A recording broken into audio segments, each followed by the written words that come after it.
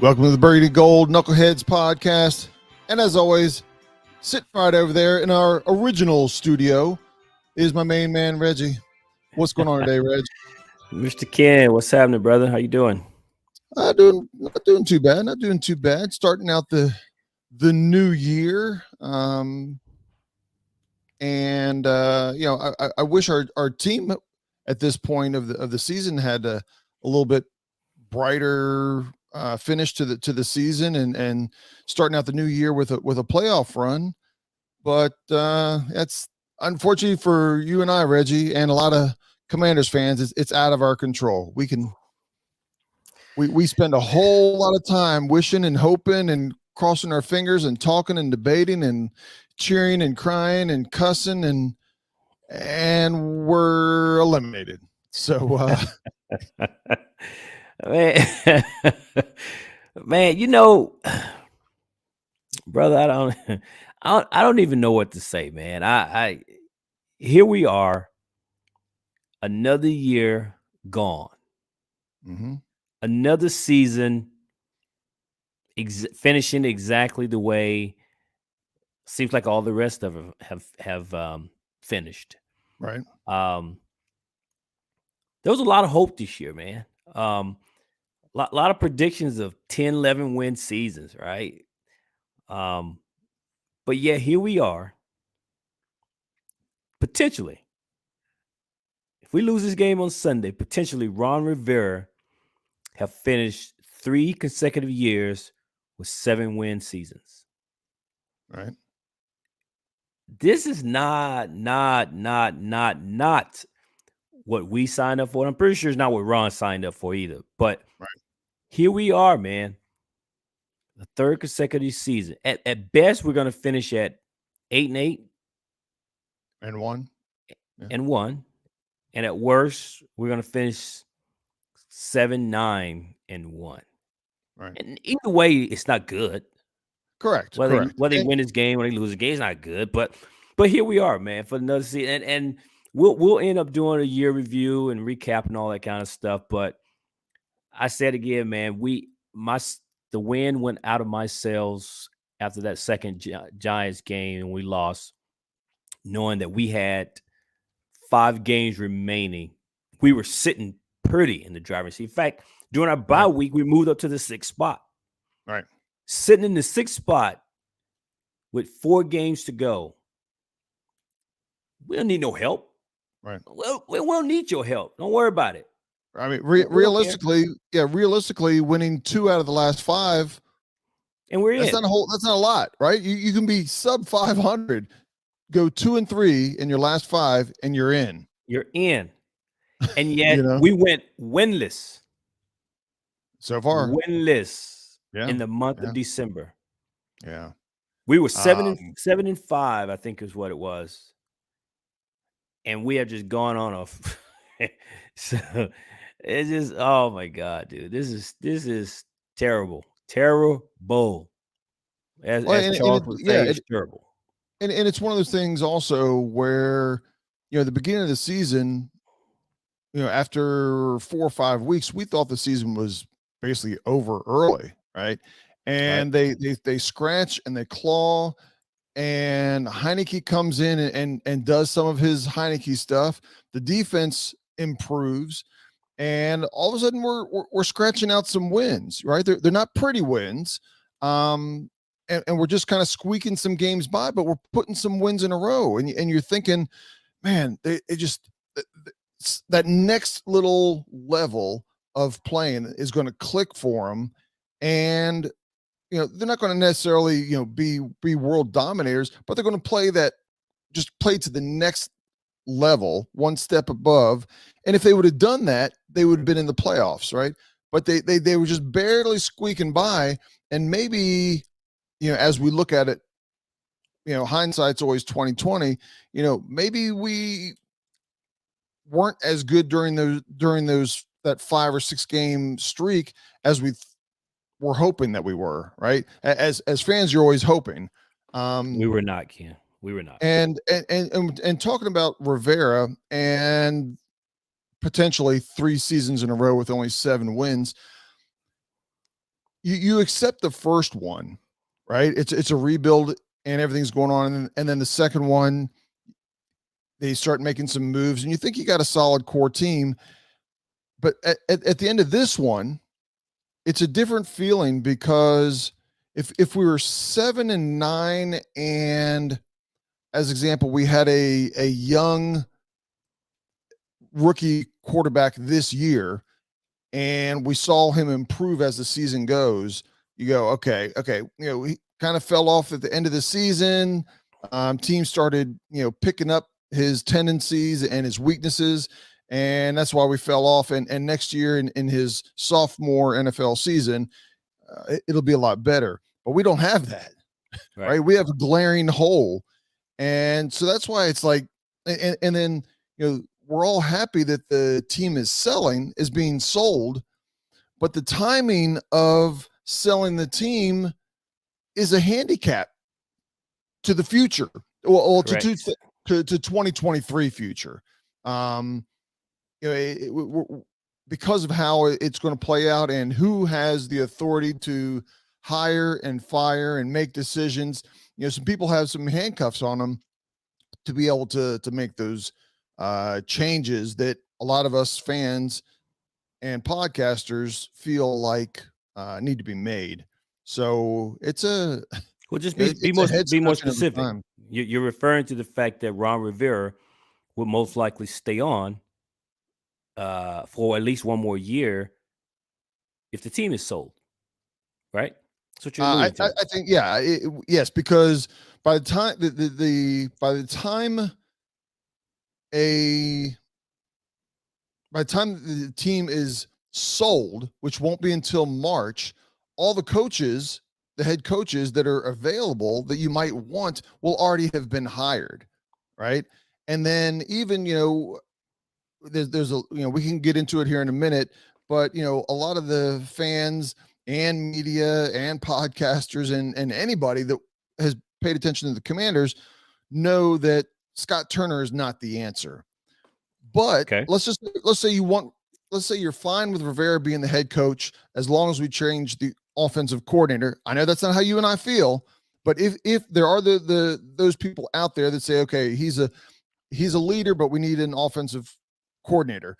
Who's going to come in as an offensive coordinator knowing that Ron might only have 1 year, right? You might get Correct. some offensive coordinators to look at it, but it's not going to be the stars. If you have 3 or 4 or 5 top head coach or top offensive coordinator positions or people that you would want to go reach for, none of them want to come to Washington under this scenario. The talent is there, minus the quarterback, but for some tools for them to work with, but not with this ownership, because you're not going to come in and all of a sudden you go, oh yeah, I'm fired after 1 year, and I don't have as I get hired on, I don't even know who my quarterback's going to be opening day of 2023. So it's not things are not setting up well already in this moment. Things change, but in this moment of the end of 2022, things don't look good for the beginning of 2023. Well, two things can happen. Unlikely, but they can happen. One would be the sell of the team is already there, and the NFL is just waiting to after the Super Bowl, right? So this could already be a done deal potentially. That would be one positive or one thing that could change the course of 2023. The other thing would be, and again, I'm going to say unlikely, it would be that Ron decides he's had enough. He recognizes that he's probably a lame duck coach. There's probably one more year to this with new ownership. He went through this in Carolina. He may just say at the end of the season, because look, man, not only is this fan base tough on our players and coaches, Ron went through a lot of crap coming in through COVID, coming in with his own health. Then he's had his mother pass. Then he's got all of the off the field stuff, everything that's going on. He didn't sign up for all of that. And Right. so here's a situation where Ron may say, you know what? 3 years of this, man, I'm out of here. So Ron could resign. He could step down. Now I don't think he will because he's got 2 more years left on his deal, and if they fire him, they're gonna have to pay him. Right. So it's highly unlikely that he's gonna step down. But listen, it's not like Ron needs the money. So two things can happen, and I'll recap that. Either the team sale could be a done deal, and they're gonna announce that sooner rather than later, or Ron could decide that he's done, and that he will step down, and we will be forced to look for a new coach anyway. I think both of those things are unlikely, but it's possible. Yeah, I think both of those are very unlikely. And even so, like I said, I go back to the offensive coordinator. If all of a sudden Ron does step down, what head coach and staff is coming to Washington with this murky cloud above you? Because who's hiring, who's what ownership group will be hiring the new coach, right? Is it the old? Is it the new? And I mean, we have one game left, right? So, and there's already been, during the season, there's been a few coaches that were fired. So those teams are already looking to see, is their short-term fill-in head coach going to go next year, or are they already talking to other offensive coordinators and coaches and other people available? You're going to start seeing people hired and fired the week after The next season. week. Right. Yeah. So you will hear of a hire before the first playoff game of a head coach out there. Okay. Right. And in that scenario, Washington is out on those people because we're not in a position to go get those coaches, those offensive coordinators under the circumstances of this ownership change. And realistically, I hate to be the bearer of bad news, but if you don't realize it right now, I'm going to say there's a better than 50-50 chance that the coaching staff will be status quo going into 2023. I don't like that at all. Right? I do not like that. I don't like it either. There's only one guy I would potentially say won't be here next year. Everybody else will remain, but there's one guy I think that won't be here. By his choice or by by his being choice. fired? By his choice? Choice. And you think that might be Del Rio? Correct. Yeah. Ron's not going anywhere, I don't think, because Ron's not going to walk away from the money. They're going to have to fire him and then be forced to pay him. All right. And with Ron staying on board, he's not going to change offense coordinator. And if I'm Ron, I wouldn't either. And he certainly probably doesn't see Scott through the same lens that we as fans see him. Ron probably thinks there's other differences and reasons why, whatever. But I don't think Ron's going to fire Scott Turner. And Del Rio would just leave just because Jack just may decide, hell, I don't need this, and just bounce, right? I'm going to finish this out. I'm going to do you a solid, Ron.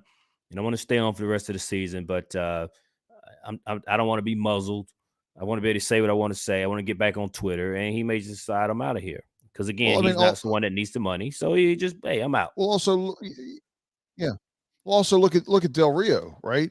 He has a track record of success as a defensive coordinator. It's been up and down here in Washington. But who's to say he doesn't have an opportunity with another team, knowing that the new ownership is probably going to clean house. And so here's an opportunity to go now on his terms, as opposed to somebody else's terms. Correct. Nobody's knocking on the door for Scott Turner, to even clean up the locker room after a game. So we're stuck there. But as we're talking about how we got here, and again, I'm not trying to go into details. We can do that a little bit more at the end of the season. It was kind of a you talked about the Giants, the second Giants game, kind of taking the wind out of your sail. I think the Giants game and the Cleveland Browns game from just this past week were both kind of snapshots of everything that's been wrong at some point of the season, right? Also, Whether it's decision making, by Rivera, whether it's you scratching your head at some of the calls that um, Scott Turner is making on fourth down plays. I mean, he's making fourth down. I mean, there's been several times this year where we've seen a fourth down play or a goal line play, and the play that he runs, you look at it and go, "That's not a bad play. That's a horrible time to call that play." You're moving the ball and doing things, and it's 4th and 1, and you decide to pitch it to a running back who's 4 or 5 yards behind the line of scrimmage, rather than give it to him and let him drop his head and shoulders and barrel away for 1 yard when he's been doing that, right?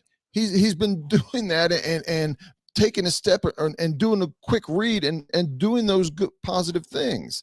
I don't know if you saw it or not, but a few weeks ago, I mean, I know you saw that a few weeks ago, there was the Sean Taylor statue tribute. There was another that kind of went under the radar, another statue on this past Sunday. And that was when Ron Rivera made the decision to put Carson Wentz back there. come on, man. He can't, because he can't move. He can't move. He is a statue back there, planted in the ground, and cannot move. Again, that's a Ron Rivera decision. And let me ask you a question. Yeah. I just want you to answer for the fans. Okay. You don't like Carson Wentz, do you? You know what? Where we sit right now, how every single how every single Commanders fan feels right now, I've had that exact same feeling since the day they announced the trade for him. That's right? a no, right? That's a no. You don't like Carson? And then and now from Ron Rivera perspective, we're coming into Dallas week here after benching Heineke for at the end of the game against San Francisco. Wentz comes in, and you can't play any worse, right? Then who?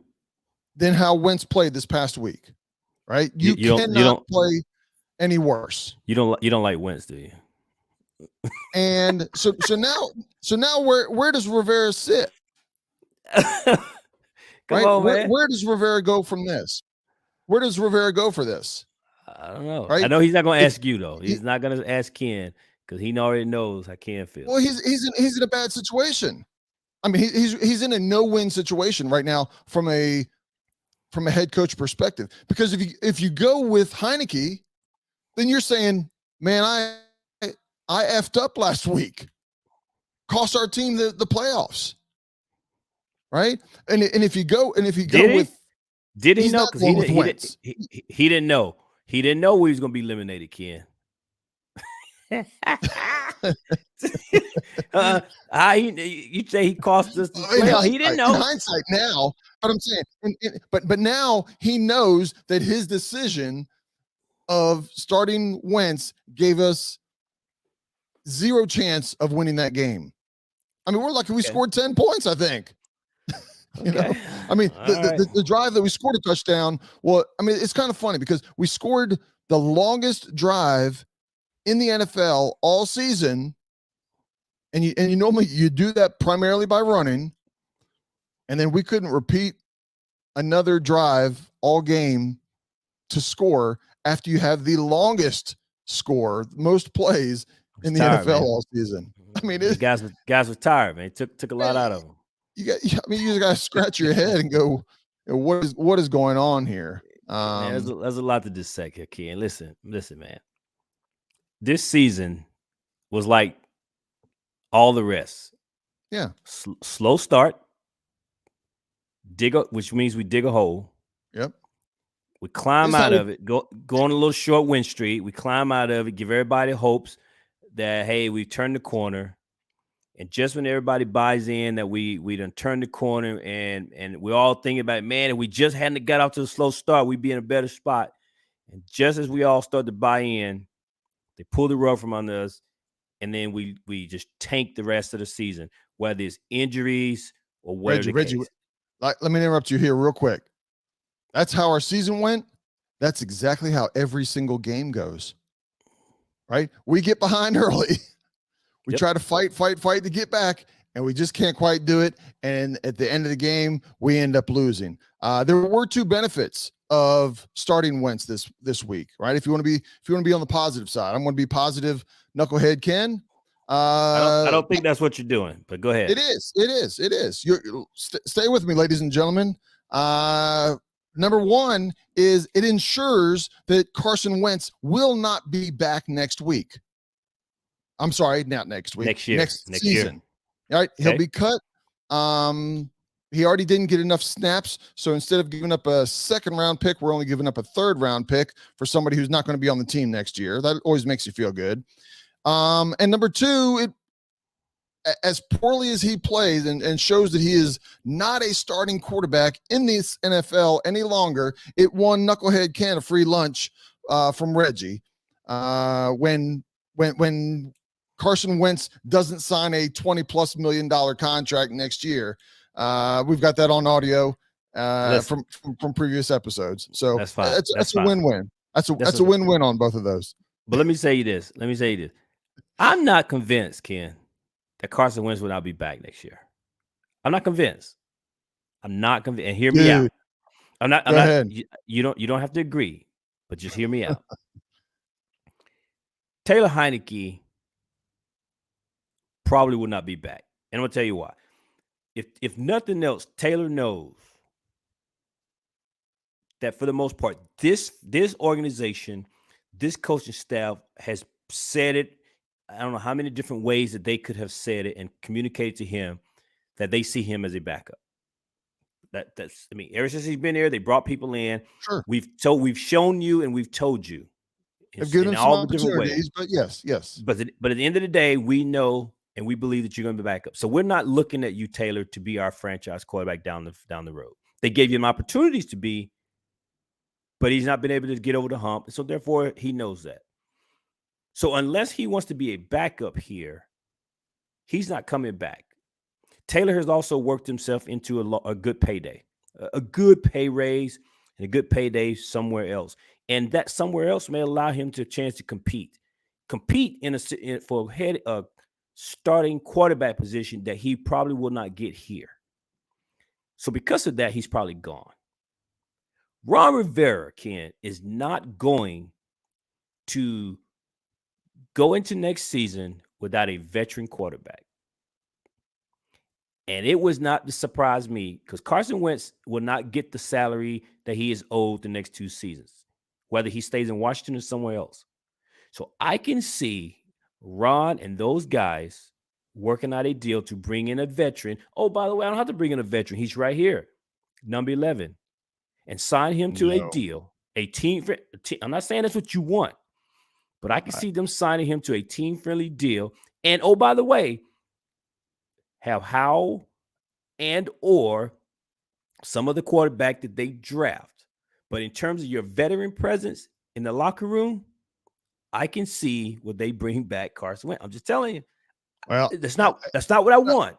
I think you're totally off base on that. And the reason why is the reason why is you look at this past game along with the 4 or 5 games that he played before he got injured, and it was horrible quarterback play, right? And then you look at Heineke, and his play is not the play. Heineke's play I do not want as a starting quarterback, right? But if I'm having one or the other, and I'm paying modest money, it's not just your choice, though. All day long. It's not just your choice. Because listen to what I said, though. Taylor would have to want to come Taylor back will here. not have a starting quarterback opportunity in this league. Nobody is bringing him. They may say I'm bringing you in to compete, but nobody is signing Taylor Heineke to be their starting quarterback. There's too many other I better didn't say they're going to. options I out there. said they will give him. Taylor Heineke situation that I'm trying to describe is to me exactly what I think happened with Andre Carter. There was no chance for Andre Carter to be a starting wide receiver here with the return of Curtis Samuel healthy and the drafting of Jahan Dotson. So the only thing he was going to be here was a backup receiver and a special teamer.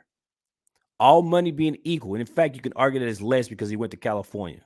Right. But he got a chance to get snaps at a wide receiver and, oh, by the way, be a special teamer playing for the Chargers.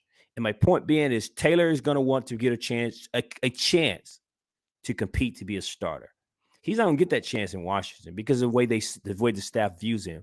But another team now the team is going to be rebuilding, but it's going to be a team that's going to say, hey, we'll at least bring you in and they the best man win and he the chance. And that's a chance he'll get somewhere else that he won't get in. He's not going to get that in Washington.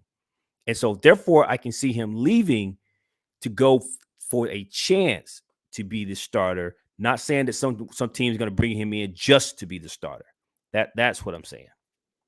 But hey, man, I've been wrong before. I see what you're saying. I do understand what you're saying, but my slant on this is similar but different. Is at this point, under the system that we know that we're going to be playing next year, who is a better veteran to have under this system, Wentz or Heineke? It's going to be Heineke. But Heineke has to want to come back, Ken. That's all I'm saying. Okay, I understand. I understand, right? I mean, the only reason why Wentz wants to come back is because it's his only. He has no other options, right?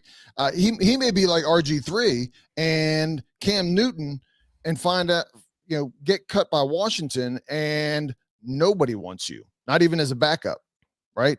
And I can easily see that happening with Carson Wentz. I'm not saying it will, but it won't surprise me. I'm going to put that at 50-50 that if Washington cuts him, people are going to say, I've seen enough. We saw, 3 strikes and you're out. 3 strikes, you're out within 3 or 4 years, right? Here's the other thing. But if Washington goes and takes the approach that they're going to go get one of these rookie quarterbacks, they bring him in and Heineke is the starter with a rookie quarterback sitting potentially in the wings. Now, if the rookie comes through the camp and just is on fire and takes a position from Heineke, then that's fine. I'm going to go ahead on the record right now and say I think Heineke will be with our current staff, right? Staff changes, start making adjustments, but you're gonna be able to get Heineke from a starting quarterback perspective. You're going to get him at a good price and draft somebody, cut Wentz, and that's going to free up $26 million. And you can start making other moves to make your team around him better while the rookie quarterback comes up to speed. Look. We can debate this for a long time. So that's your 2 cents, and I'm going to give you mine. However it's done, the position won't be fixed. So I don't know which direction you're going to go. Correct. But I think the scenario in which I just said here is possibility. I also think, having saw the interview with Taylor Heineke, I think because I can buy what you're selling, you can, right, and what you're trying to sell me on Taylor, but Taylor has to want to come back here. Absolutely. Okay. And I think from what I saw the interview, that last interview when they decided to go back to Carson Wentz, for the first time, I can see that bothered Taylor. Yeah, punch in the stomach without a doubt. Punch in the stomach. He's been a consummate teammate. He's been a great professional. But again, I think kind of like how when we said like the Giants game was a telling sign for us as this season, that might have been the last draw in terms of, okay, you know what? I think my time here is up. And although you're saying, hey, do this, we'll cut wins and all this kind of stuff, it doesn't matter. We're still looking for Taylor's replacement. And he has to want to come back here knowing that, once again, this coaching staff only sees him in a limited role. Whereas, hey, listen, man, everybody wants to start. They've all said it. Right. Every player. And if someone is saying, hey, we'll give you a shot, a fair battle, you want me to believe that Taylor's going to say, well, I'd rather go be a backup in Washington than to take the opportunity to be a starter somewhere else. And I'm not so sure of that. And I don't know. But at the same time, I don't You know. have, So I'm not so sure. okay.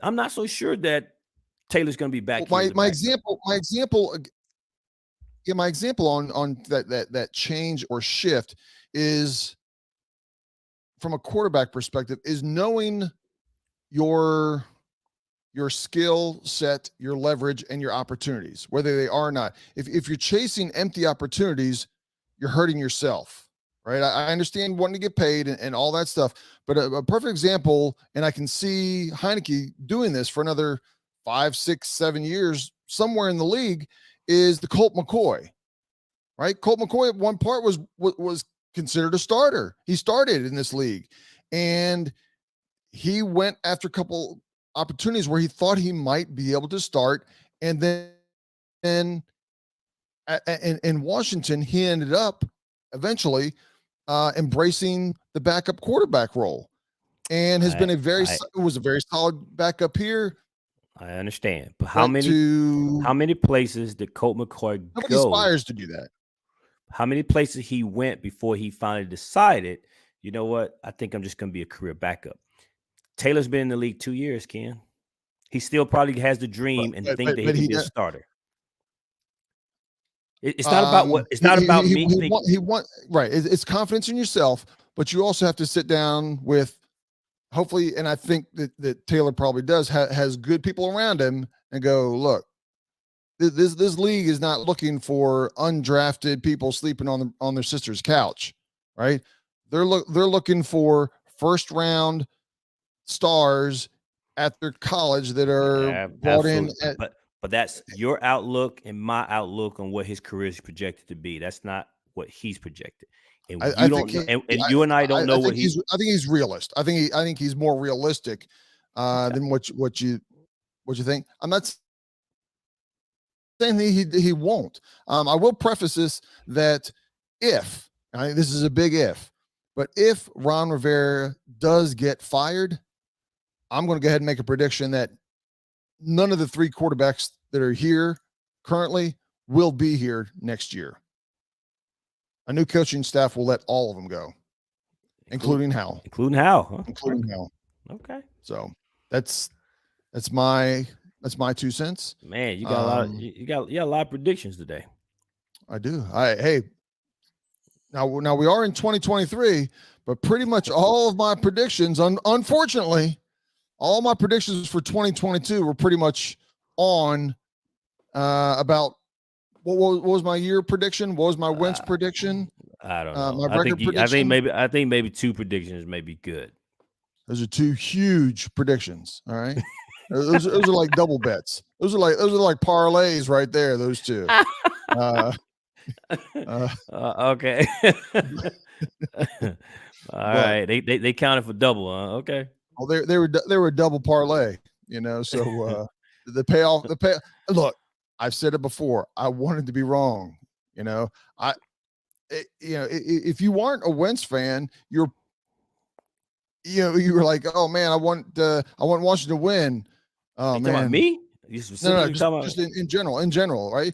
Everybody, I was pulling for Wentz against Cleveland, but right out of the bat, his first pass, and I'm like, you got to be kidding me! And it never got better. It never got better. It was more of the same the whole game.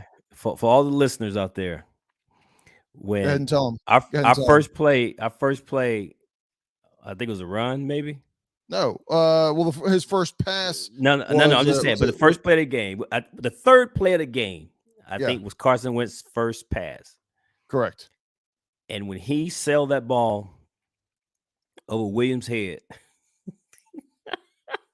I keep in mind, we just started the game. Yep, we I, sure did. I thought There Ken was was, there about to was an come. overreaction by I somebody, thought wasn't there? Ken was about to come unglued. I think I came out of my seat almost. If I didn't, it was really close, man. Man, It was really he took his close. hat off. He was this man. I mean, third play of the game, y'all. Because I've seen it too and I much. I've and I seen made it over and over with Wentz. I know His Ken, accuracy. Look, I've said it before. For those that don't know, and Reggie knows, he's laughing because I've been saying this for years. If within 5 to 7 yards and closer, you should be at an 85, 90% completion rate. You just should. Those are easy passes that you've been throwing since Pop Warner, or definitely since high school football. You've thrown stop, man, stop 10,000 plus stop. of those passes. And he didn't throw just that one. He threw like 3 or 4 passes that game that the receiver or running back that couldn't even touch.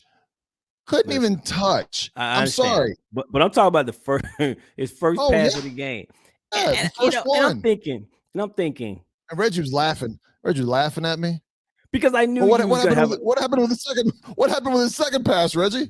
I laughed because I knew you was gonna have an overreaction to Carson selling that ball, because I said it to you. I said, one, if that was Taylor, you'd have been a little frustrated, but it wouldn't have been the reaction that the huge reaction that you had with Carson. Although you still felt that Taylor should be able to hit the running back in the flat.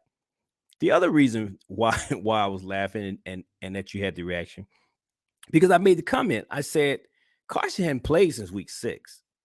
And I said, the guy might have some jitters, man. You hear players all the time say they still get nervous before the game. That's why they give him an easy pass. That's why they give him an easy pass. Okay, but Carson knew he was coming in to be scrutinized and he could not mess up. And the guy come in, he got a little more juice on it, right? And came glued at the table, man. But I did. It's okay. It's okay. But and it didn't get better. It didn't get better. To be fair, I said I understood. No, you didn't. You said I was making excuses. No. Prior to the game when they benched Heineke and they brought in Wentz, I said I understood that. I had no problems with it. That was the right decision in that moment. Now, I wasn't so sure that Heineke or Wentz should start. I didn't know, right? I honestly didn't know. I can't sit here in hindsight and go, well, it should have been Heineke, like I said. I didn't say that, right? But Ron, you done messed up. I'm gonna say messed up. All right, you done messed up. And then right after that, what was his next pass? His next pass was another Carson Wentz inaccurate pass and got picked off. It wasn't the very next pass, was it? Yes, it was. You said it was the INT? Yes. The guy made a play, Ken. Come on. Ward made a great play on that. No, it was thrown behind. On an out pattern. It should always be out in front of the receiver, and it was behind him, which is, guess what?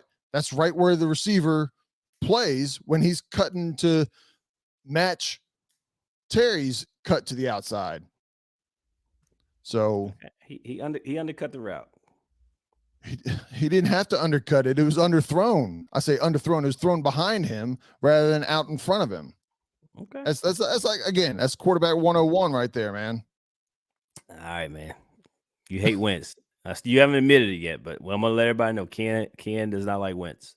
Look. Just for the record, I almost said something else. I freaking hate Wentz. I despise him. Finally, you admit it. I will pay for his Uber to drive him out of there if his car breaks down to get the hell out of Washington D.C. I hate him. I hope you have a wonderful life, healthy, long life. Your family and everybody's good and healthy. Oh my God! But I don't ever want to see you in burgundy and gold again. As a matter of fact, I want him to be inactive against Dallas. You know, let Heineke start or Howell. I don't care. And let Wentz be inactive. I'll be happy. Matter of fact, Reggie, I'm gonna buy you a drink at the game if they announce it. Oh my God! I'll get you your tequila shot. Come on, man. Let's keep this moving. Oh my God. Hey, fellow I'm just knucklehead glad. listeners out there, I'm just fellow glad you knucklehead admitted it. listeners, go out to Twitter and hashtag Reggie, whatever, and let us know that you agree with Knucklehead Ken on your hate and your despise for Carson Wentz at this point. Right? If it wasn't early, that's fine. I understand. Got to have hope. But at Yours, this point, yours get was on the from the hate, start. get on the hate bandwagon. Get on the hate bandwagon, man. That's It's cool though, fun up man. It's here. cool. It's It's fun. cool. It's cool. But I just know that you've not been a fan. I think it correct. distorts a little bit of your view of some of the things, but it's Not at okay all. though. But it's okay. It's all good, man. Speaking of Twitter, and coming up against Dallas here, I put out a poll today. It is open if you're listening to this Wednesday night or what's today? Tuesday. I'm sorry. If you hear it Tuesday evening or Wednesday up till midday, there's a poll out there that you can participate in, asking with one game left, do you playing against the hated Cowboys? And there's as you and I both would agree with each other on this one, is if there's only two games I got to win all year long, it's got to be against Dallas. If I'm going 2-15 and I can paint the perfect picture, both games are going to be against Dallas.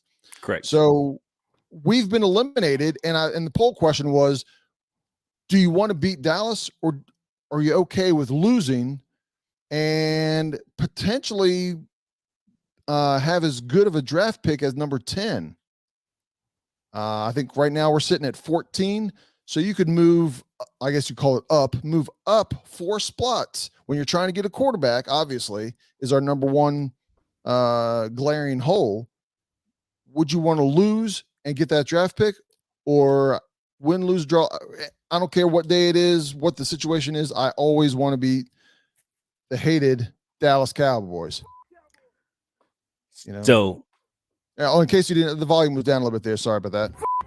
There you go. so your vote is you'd rather beat Dallas on Sunday? I don't want to sway people. I don't want to sway people with my with Come on, my. man. All Come right, on. all right, I want all to know right. I know what you voted for. Look, I actually technically I didn't vote. I will go in and will end up voting. Who knows? I might have the deciding vote, but it hurts. It hurts me to say this. So you already know where I'm going to go, right? Especially because Reggie and I live behind enemy lines in Dallas, and even though the game doesn't matter to us from a standings perspective, we're going to hear some noise. We're going to hear We some will. noise from We somebody will. because and It'll be second year in a row they swept us, man. If we lose. yeah, and but this season is over, right? We've got a glaring hole that I think is going to continue 1 year, 2 years, another 20 years until we get the quarterback situation resolved. We both agree that the future of our franchise at the quarterback position is not on this team. Maybe. It is not on this team. You don't think it's how?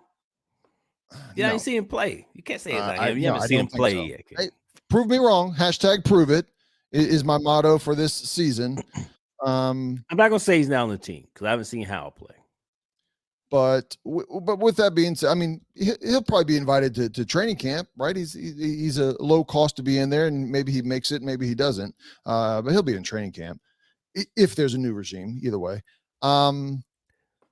but I need a new court. I need a future hope. Even at number 10, might not get us the quarterback that we want. But it's a lot easier to move from 10 up to, I'm just throwing out a number 5 to get the quarterback that you want than from 14 to number 5. You got to give up a whole lot more on those two positions. And if you're the team getting it, not only are you getting more, but the quality of player that you can still potentially get at 10 versus 14 is a big difference also. So with that being said, long ways, and I'll take the loss. because we're not, if we were helping to keep the Cowboys from getting, even though we've been eliminated, if the Cowboys lost and the Cowboys were eliminated by us beating them, then I'm going to go ahead and take it. I'll take the win if I have one choice or the other. But it doesn't matter to the Cowboys at this point. What A matters? little bit. It does a little bit. It matters. Um, They're playing for something on Sunday.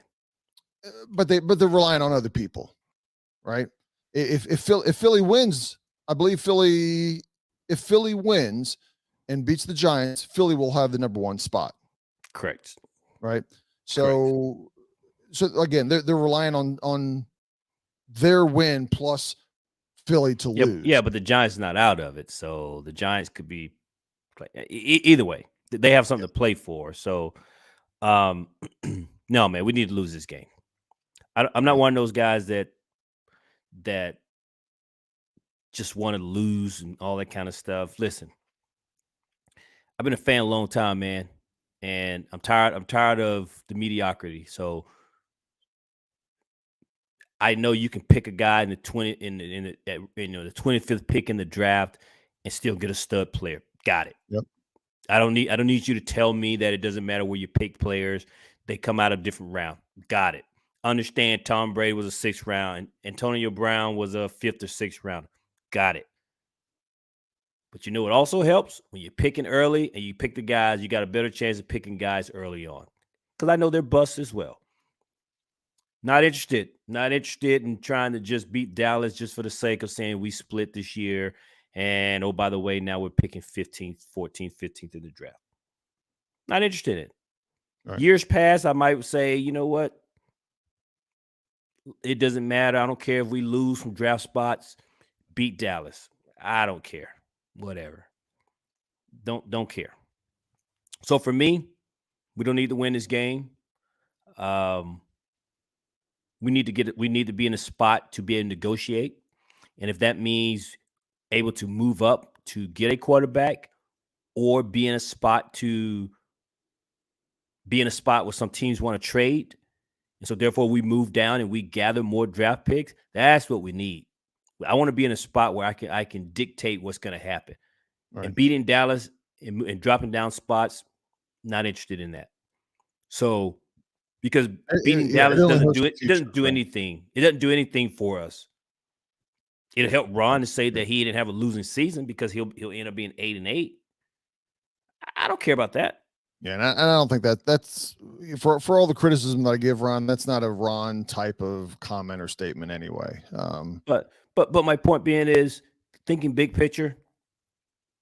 For me as a fan, we don't need to win this game. Yeah, we don't need to win this game. Dallas is going to go to playoffs, whether they win or lose against us. Not going to matter. Yeah, and talking about Dallas, Dallas is as we covered is 12-4 right now. Philadelphia is leading. It would get the bye if both Dallas and Philadelphia win. Dallas is 6-1 in the last 7 games.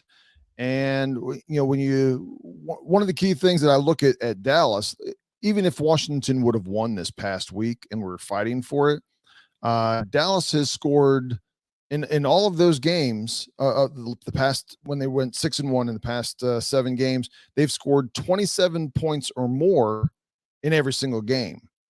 And Washington has only scored more than 27 points twice all season.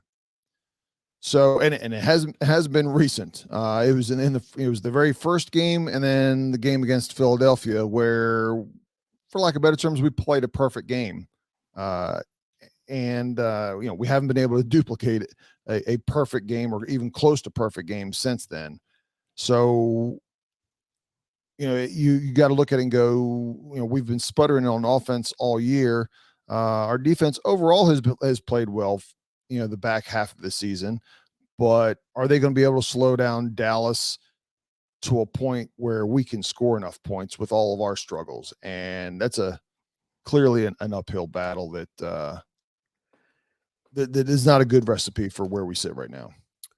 No, man. And like I said earlier, coming into this with 5 weeks to go, most of us thought that this Dallas game wouldn't mean anything to Dallas, and so they'd be resting players, and it would be one of those games that we could steal. That's not the case. We're already eliminated, and two, even if we were not eliminated, Dallas needs this game because they're trying to get that number one spot. Right. But here we are.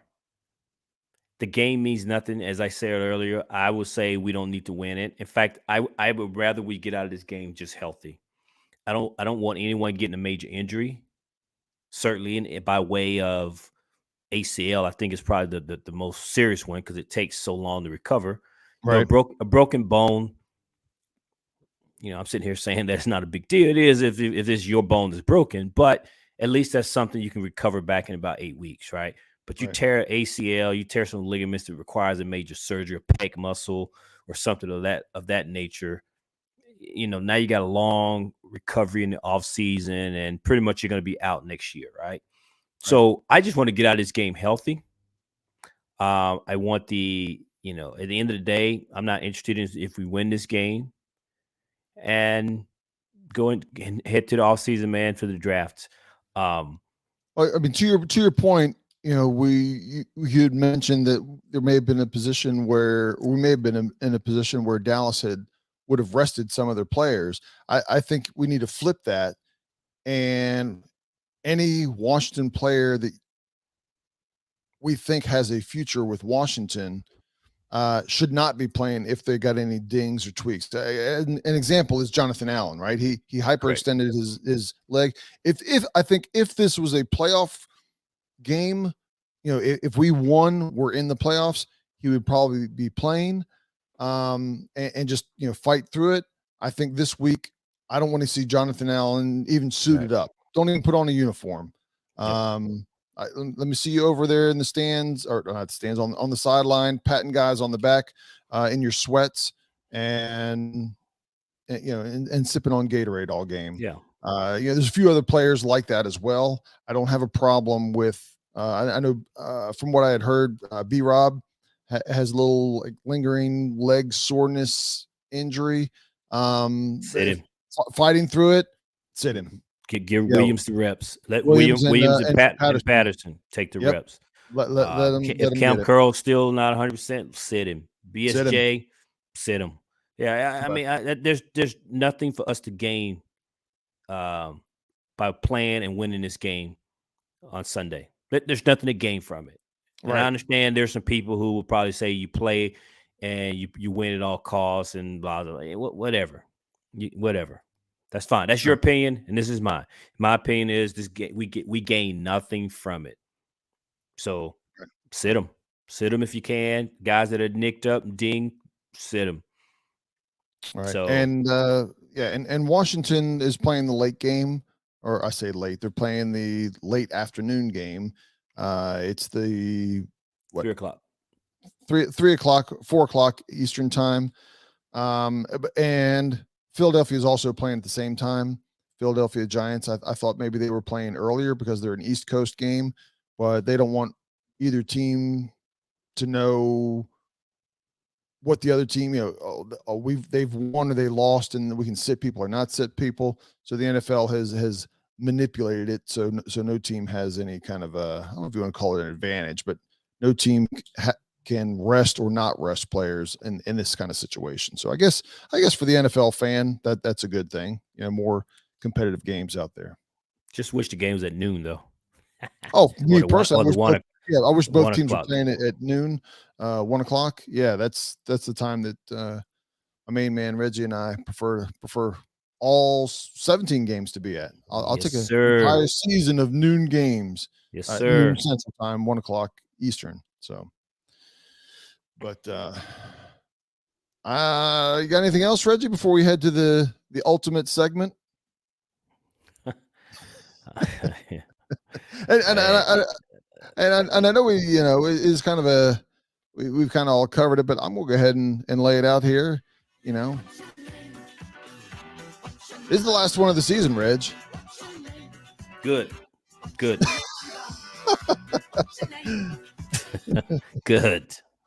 Yeah.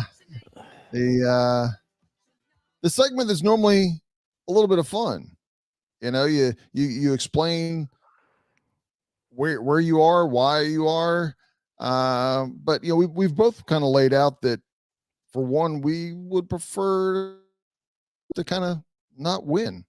Hey, if somehow Washington were able to pull out this win, I could celebrate it. It wouldn't be the crazy. Oh, yeah. I would celebrate it so I could go talk trash, and that is the only reason is for Yeah. trash talking. If they That's won, be like, yeah, okay, yeah, that's cool. yeah. But overall, we both kind of feel the same way. Damn right. I mean, yeah. But with that being said, I'm gonna go ahead and give my number. Go ahead, man. What you got? Give it to me. It is on a scale of 1 to 10, right? 1 to 10. Because I don't want to be like the most doubting person ever, I'm gonna go with a 1.5. I think if Dallas puts forth a full game offensively and defensively, they got a solid defense. They were playing a lot better at the beginning of the season. They've slacked off a little bit, but they're playing with a purpose against our offensive line that has struggled all season, and we don't have anything to play for, right? It'll be the players already know and have their beach vacation flights scheduled for Tuesday or Wednesday of next week. All right, they're going to drop off all their gear on Monday, have the meeting with the coach, and their season is done. So I don't. It's not that they're not going to play hard, but mentally, I think that they've checked out the way the season is ending, the way last week went. Like I said, I give it a 1.5. As far as why you playing around, man? And I'm going to tell you that I'm going to tell you that 1.5 is being generous. So I said, why are you playing around? I'm just going to be straight to it.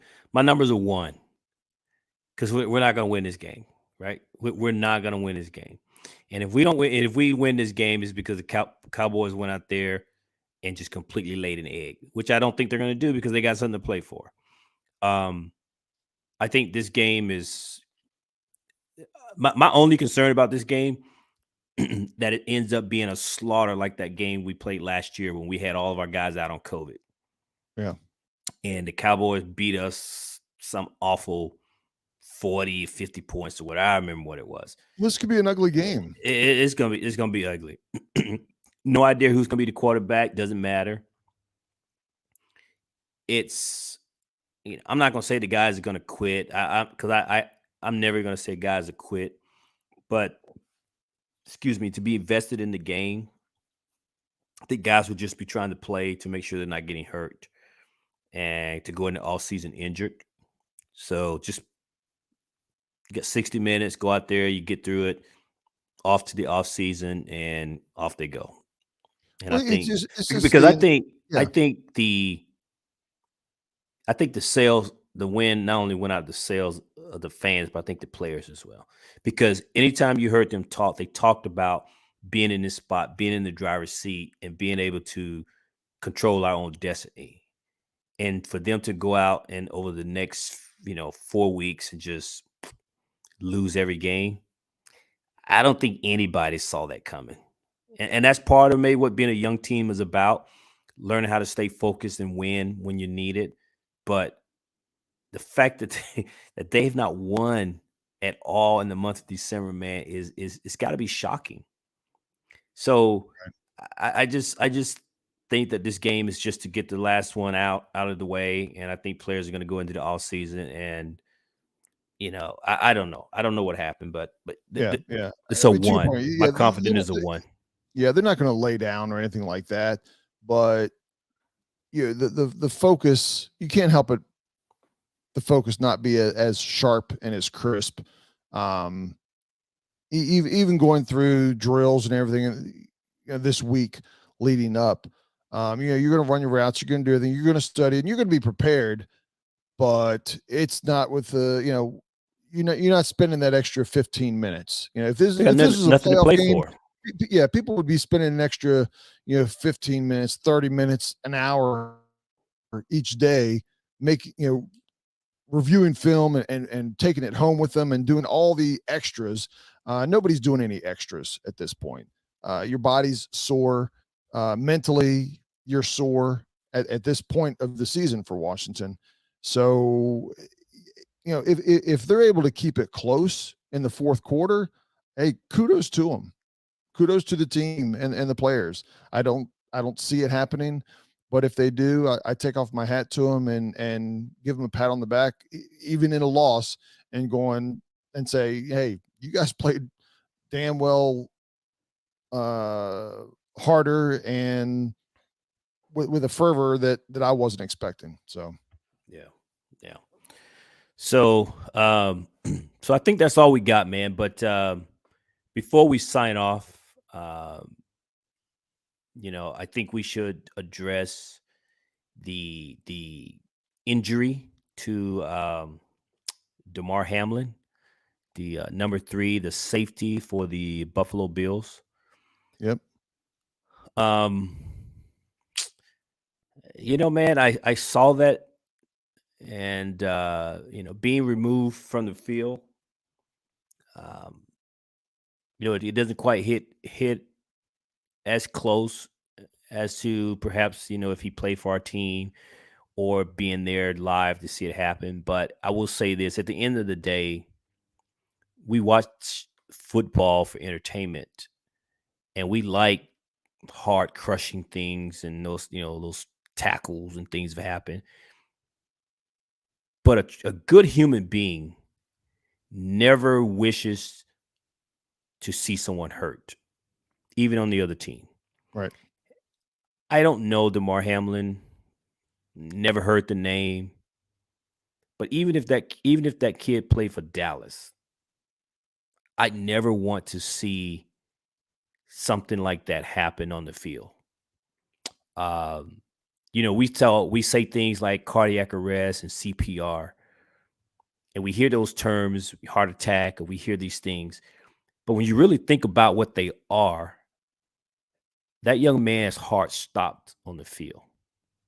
He needed CPR On the field. on the field. And I don't know what the medical terminology for CPR stands for, but I can tell you the R is resuscitation. They had to shock that young man's heart.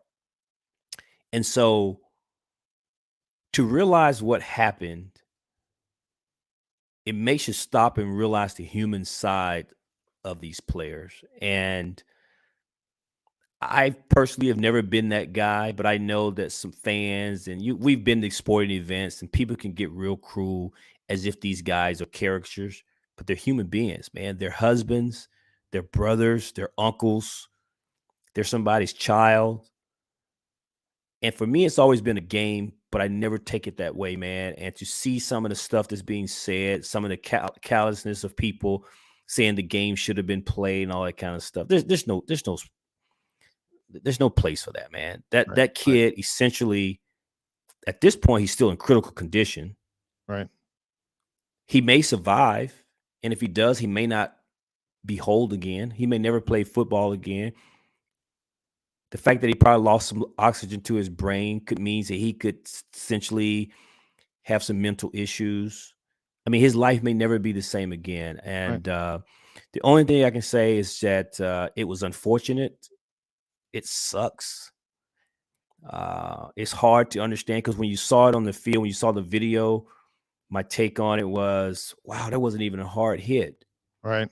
I've seen worse hits and guys get up and walk off, but man, the hit wasn't hard. And I guess in this case, it didn't need to be. But nonetheless, Right. the kid still had a heart attack. And Yeah.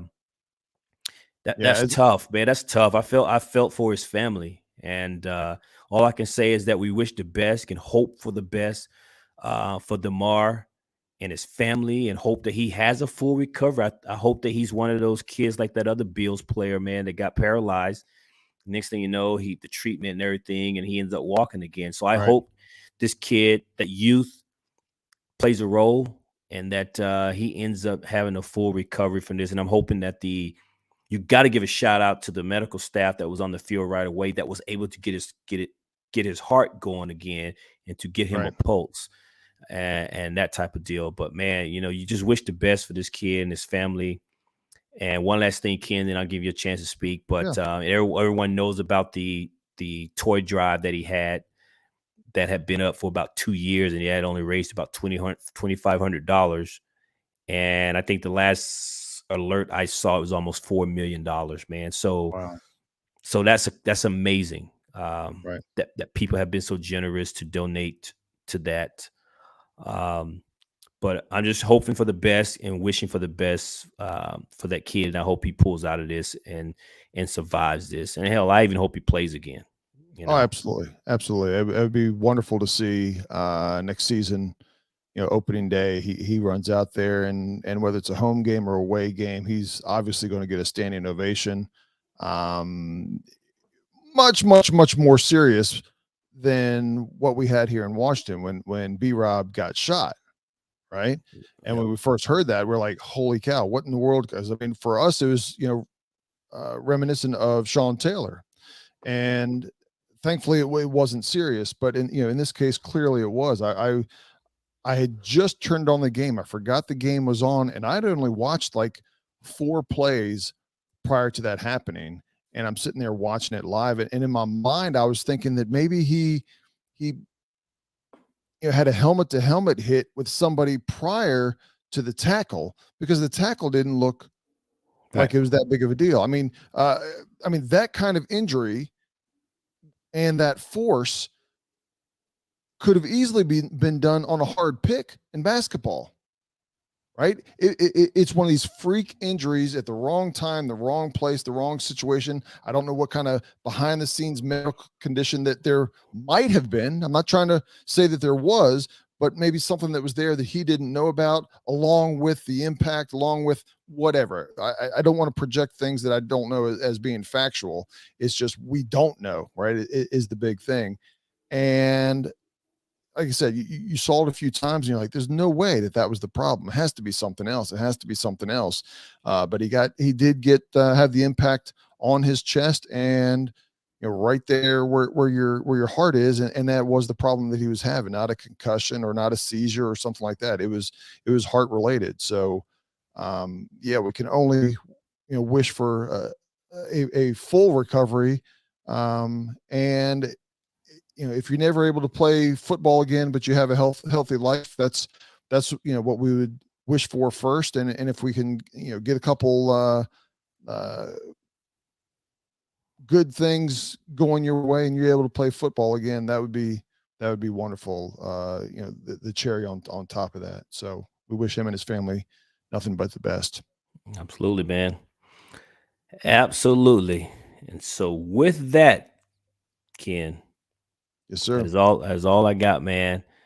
And I guess we'll be back. We'll be back after the Dallas game.